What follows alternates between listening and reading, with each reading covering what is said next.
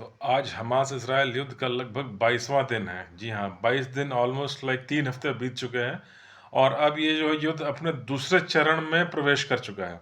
यानी कि फ्राइडे जुम्मे के दिन इसराइल ने एक तरह से अब तक का सबसे बड़ा हमला किया है गाज़ा के ऊपर, जिसमें कि 100 के आसपास या 100 से ऊपर कुछ लड़ाकू विमानों ने गाज़ा शहर के ऊपर हमला किया, जिसमें कुछ हमले लेबनान के ऊपर भी शामिल थे।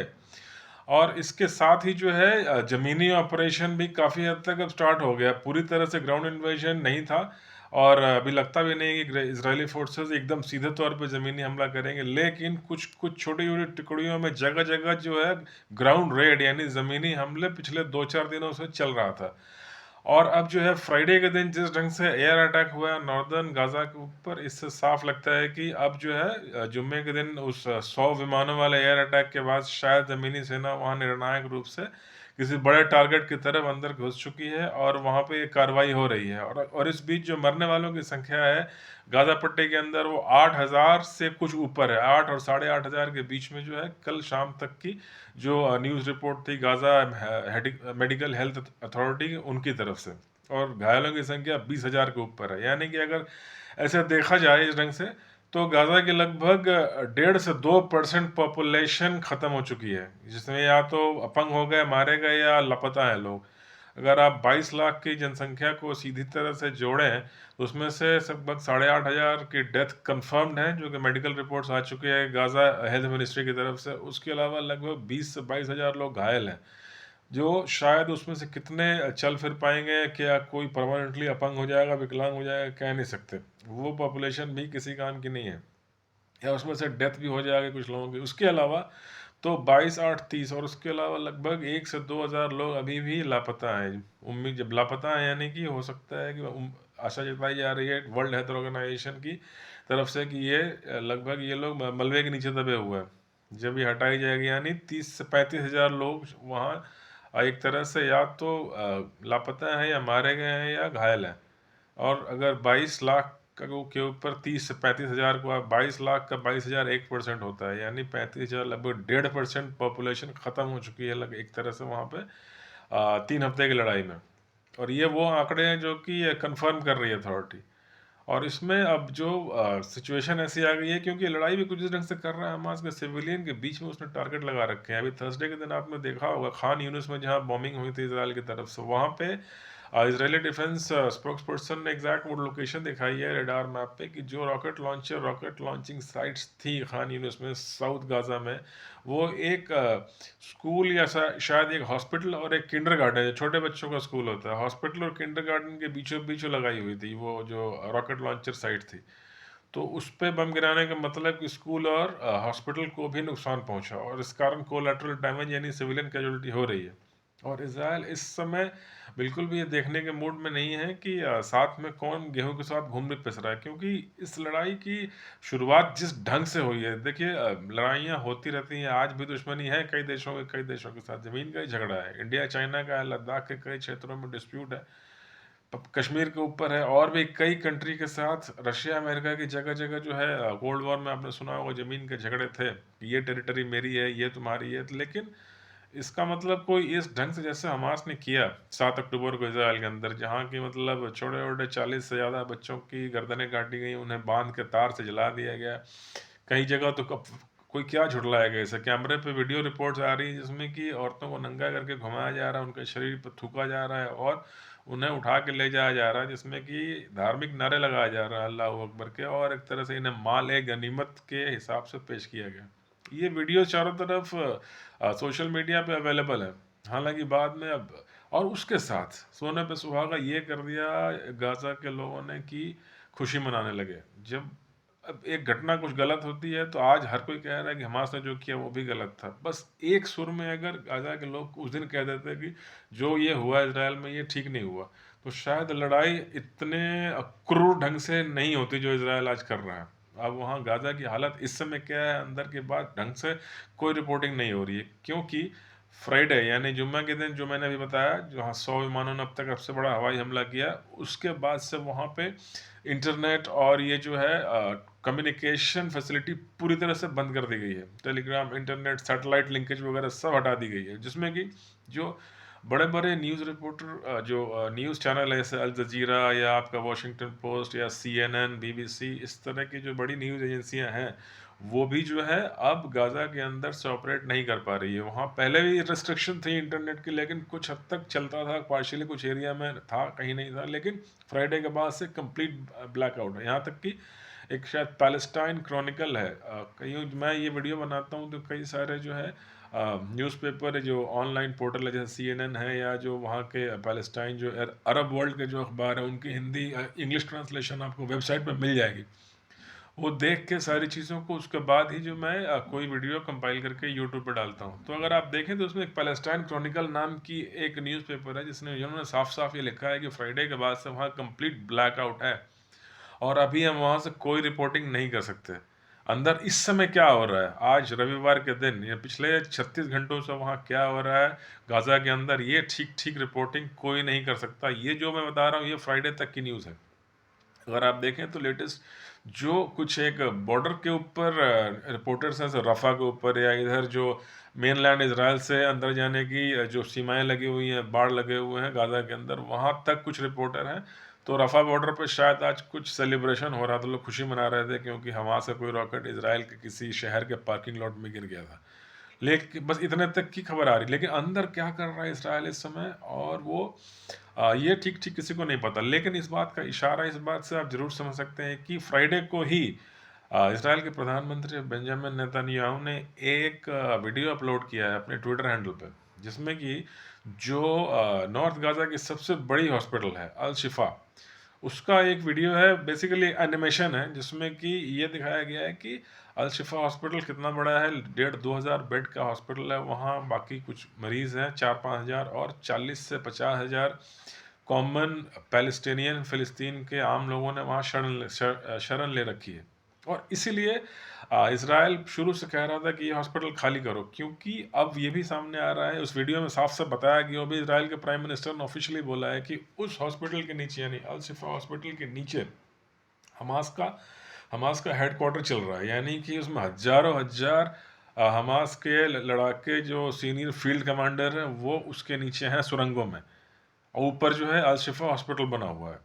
और इसीलिए, और ये बात हो सकती है कि अल शिफा का नाम ले लिया बेंजामिन नेतन्याहू ने, लेकिन बातें ये आ रही थी कि कई सारे नॉर्थ गाजा के हॉस्पिटल्स में नीचे सुरंग बने हुए जहाँ पे हमास ने अपने अड्डे बना रखे हैं, इसलिए हॉस्पिटल खाली करने का नोटिस दिया जा रहा है इतने दिनों से। लेकिन बात यह भी है कि इस लड़ाई के बीच में अगर हॉस्पिटल बंद कर दिए जाए, हॉस्पिटल खाली हो जाए, तो फिर लोग जाएंगे कहाँ? जो एक मानवीय संकट भी तो है, जो सिविलियन घायल हो रहे हैं, औरतें बच्चे छोटे छोटे हैं, अब उनके इलाज के लिए हॉस्पिटल तो चलाना पड़ेगा। लेकिन जो नॉर्थ गाजा में लगभग 20 या 25 के आसपास कोई हॉस्पिटल हैं, जिनमें से कुछ ने खाली कर दिया था इमीडिएट, 5 या 6 हॉस्पिटल, बाकी और 10-15 ने शायद कहा था कि हाँ नोटिस मिलने के बाद कि हम कर देंगे। लेकिन कुछ हॉस्पिटल हैं जिन्होंने साफ मना कर दिया था कि हम खाली नहीं करेंगे, चाहे जो मर्जी हो जाए कुछ भी। और उनमें से एक हॉस्पिटल अल शिफा भी है, जिसका नाम लेके एग्जैक्ट एक डिटेल वीडियो बेंजामिन नेतन्याहू ने डाला है ट्विटर पे, जिसमें वो साफ साफ कह रहे हैं कि अल शिफा हॉस्पिटल के नीचे एक टनल का, सुरंगों का नेटवर्क है जिसमें कि हमास का हेडक्वार्टर है, और उसकी एंट्री एग्जिट पॉइंट हॉस्पिटल के अंदर या आसपास नहीं है। उसकी मेन जो फैसिलिटी है वो ठीक हॉस्पिटल के नीचे है, लेकिन उसमें घुसने और निकलने का रास्ता हॉस्पिटल से कहीं दूर से है। यानी कि अगर यहाँ हॉस्पिटल है नीचे, उनका मेन वो हेडक्वार्टर है जहाँ सारे लोग ऑपरेट कर रहे हैं, लेकिन एंट्री एग्जिट पॉइंट कहीं अगल बगल हो सकती है 2-4 किलोमीटर दूर। वहाँ से आप उसमें एंटर करें, अंदर अंदर यहाँ आ जाए, फिर निकलने के लिए हॉस्पिटल के नीचे वाला एरिया छोड़ कर बाहर से निकल जाए। कुछ इस ढंग का उस पर डिटेल देखने को मिल रहा है। और कार्रवाई करने के संकेत साफ साफ इजराइल की सेना और वहाँ की सरकार दे रही थी। अब फ्राइडे को जो धुआंधार बमबारी 100 विमानों का मतलब वहाँ कैसा कहर बरपा होगा, अभी इसकी हमें जानकारी नहीं है, किसी मीडिया हाउस के पास नहीं है। अल जजीरा है, कुछ लोग, कुछ रिपोर्टर इसमें शायद मारे भी गए हैं इस रिपोर्टिंग के चक्कर में। लेकिन अब जब वहाँ कम्युनिकेशन ही नहीं है तो आप वहाँ से न्यूज़ बाहर भेजोगे कैसे? तो और जो ज़मीनी हमला है ये बहुत हद तक एक्सपर्ट, डिफेंस एक्सपर्ट बता रहे थे कि ये शुरू हो जाएगा फ्राइडे की रात तक, और उसी दिन से नेट बंद है। तो अब क्या मालूम इस समय वहाँ चल भी रहा हो वो ज़मीनी हमला, और अल शिफा मॉस्क एक बड़ा टारगेट हो सकता है। और इसमें ये भी सुनने में आ रहा है कि कई सारी स्ट्रैटेजी हैं जिसमें कि इजरायली फोर्स सीधा टनल के अंदर घुस के आमने सामने की लड़ाई ना लड़ते हुए उन टनल के एंट्री और एग्जिट पॉइंट को सील कर दे। यानी सील करने का मतलब कुछ आपने सुना होगा, स्पॉन्ज बॉम्ब इस तरह के कुछ वेपन है जो कि अगर आप वहाँ पे ब्लास्ट करते हो तो किसी टनल के मुंह पे, जहाँ से टनल शुरू हो रही है, जहाँ ख़त्म हो रही है, तो वो कुछ अजीब से एक लिक्विड सब्सटेंस प्रोड्यूस करके उसके बाद वो जेल में कन्वर्ट कर देता है, जिससे कि वो उसकी एंट्री और एग्जिट पॉइंट सील हो जाएगी। एक तरह से मान के चलिए कंक्रीट की एक लेयर से आपने सील कर दिया उसे, तो उसके अंदर जो लोग हैं वो वैसे ही मारे जाएंगे। और इसके अलावा जो ईंधन की सप्लाई है वो भी इसराइल ने इसलिए रोकी, अब बात समझ में आ रही है, क्योंकि ऐसा माना जाता है कि ये जो हॉस्पिटल है अल शिफा, इसके नीचे जो ये इनके हेडक्वार्टर है, वहाँ ऑक्सीजन की सप्लाई जनरेटर के थ्रू हो रही है। काफ़ी सारे जनरेटर वहाँ लगे हुए हैं हॉस्पिटल के आसपास, जिससे हॉस्पिटल को भी पावर मिलती है। लेकिन ऐसा माना जाता है कि इन्हीं जनरेटर्स के मदद से नीचे जो तहखाने हैं वहाँ पे ऑक्सीजन की सप्लाई की जाती है। जो भी एयर सर्कुलेशन के लिए एयर जो इक्विपमेंट लगे होंगे, एयर प्योरीफायर, क्योंकि वो सुरंगें इतनी गहरी हैं कि वहाँ नॉर्मल हवा नहीं है, वहाँ किसी न किसी इक्विपमेंट नेटवर्क के थ्रू ऑक्सीजन सर्कुलेट कराई जाती है। और उसके लिए जो पावर चाहिए वो इन जनरेटर से आती है जो कि हॉस्पिटल के लिए लगा रखे हैं। तो और उन जनरेटर को चलाने के लिए फिर फ्यूल चाहिए, डीजल चाहिए। इसीलिए हमास ने, आपको याद होगा, कुछ दिन पहले कहा था कि अगर आप हमें सिर्फ फ्यूल दे दें, डीजल दे दें, तो हम जो बंधकों को छोड़ देंगे। सोचने वाली बात, उन्होंने दवाई या खाने की उतनी ज़बरदस्त मांग नहीं की जितनी कि उन्होंने डीजल की थी, क्योंकि सारे गहरे सुरंगों में जो है ऑक्सीजन की सप्लाई, ऑक्सीजन सर्कुलेशन जनरेटर की मदद से ही होती है। जो भी इक्विपमेंट लगे होंगे ऑक्सीजन सर्कुलेट करने वाले, वो चलते हैं जनरेटर से। जनरेटर चलता है डीजल से। लेकिन इसराइल ने भी ये कहा है कि हम एक बार के लिए दवाइयाँ, खाने पीने की चीज़ें तो जाने देंगे, लेकिन डीजल या फ्यूल, ईंधन, गैस किसी भी हालत में जाने नहीं देंगे। तो ये बात अब समझ में आने लगी है।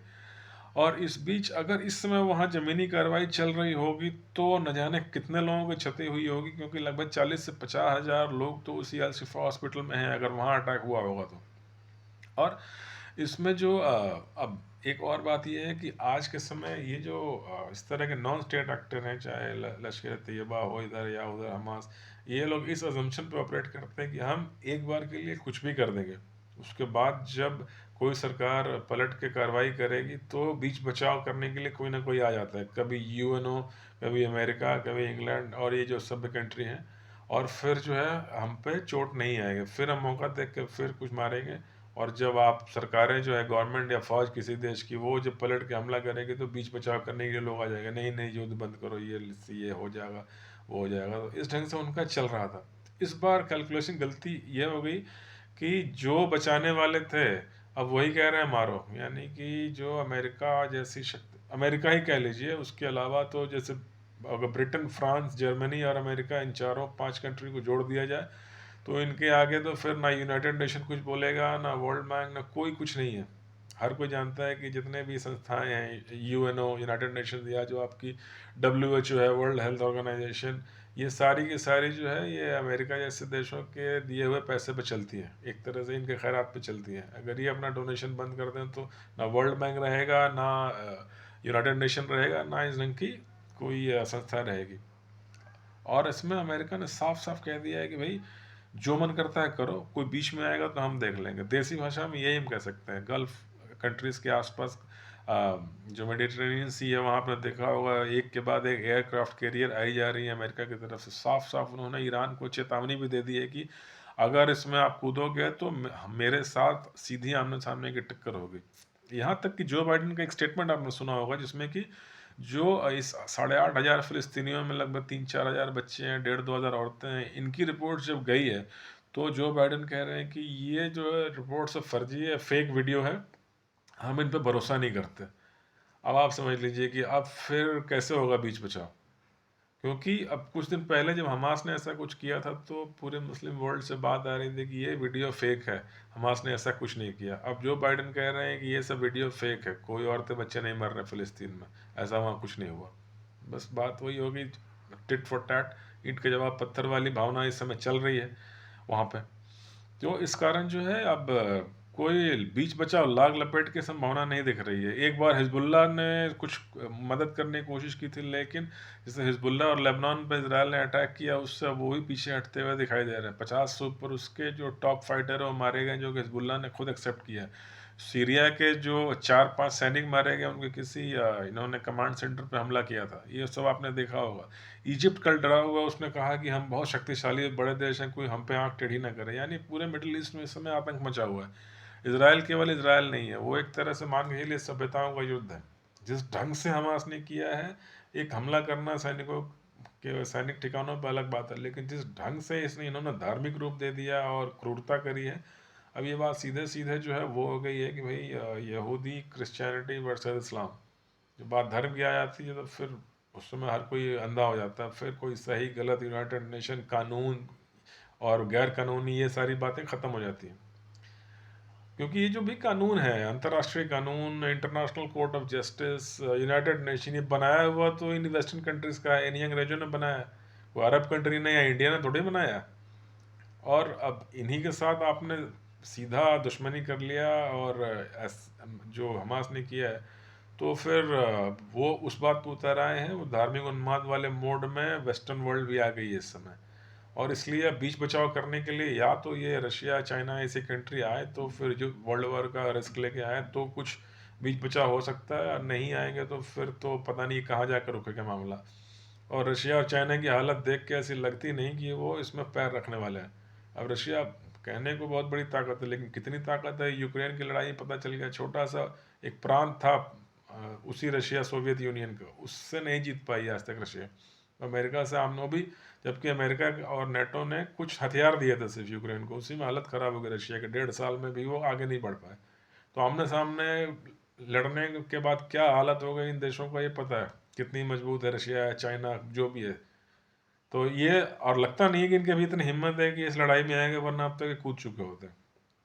इसलिए जो है, अब फिलहाल सिचुएशन यहाँ पे आके अब टिकी हुई है। और इसमें अगर आप देखें तो अब ये कॉन्फ्लिक्ट धीरे धीरे, अभी आज केरला में कुछ हुआ, यहाँ पे किसी क्रिश्चियन कन्वेंशन चर्च में, उनका जो प्रेयर होता है संडे को, वहाँ कुछ सीरियल ब्लास्ट वगैरह हुआ, इसमें 1 या 2 लोगों के मरने की खबर है, बाकी 25-30 लोग घायल हैं। तो फ्राइडे के दिन कुछ हमास की रैली अटेंड करी गई थी केरला में, जहाँ के केरल के चीफ मिनिस्टर भी देखे गए हैं। तो ये साफ जो है, दो धर्मों की लड़ाई होती जा रही है, जो कि सैमुअल हंटिंगटन ने बहुत पहले कहा था, किताब एक लिखी थी उन्होंने, the clash of civilisation and remaking of world order, जिसमें उन्होंने साफ साफ क्रिश्चियनिटी और इस्लाम के बीच में एक सीधा संघर्ष बताया था 21वीं सदी के शुरुआत में कभी। हालांकि वो ज्योतिष नहीं थे, पॉलिटिकल साइंटिस्ट थे, जो दुनिया भर की सिचुएशन बन रही है उसे देख के उन्होंने आगे की एक प्रोजेक्शन करी थी कि ऐसा हो सकता है आने वाले 25-30 सालों में। ये कुछ वैसा ही होता हुआ दिख रहा है। तो अब ये बात तो है, कहाँ जाके रुकेगा, मिडिल ईस्ट का नक्शा बदलेगा, ये मुझे भी ऐसा लग रहा है।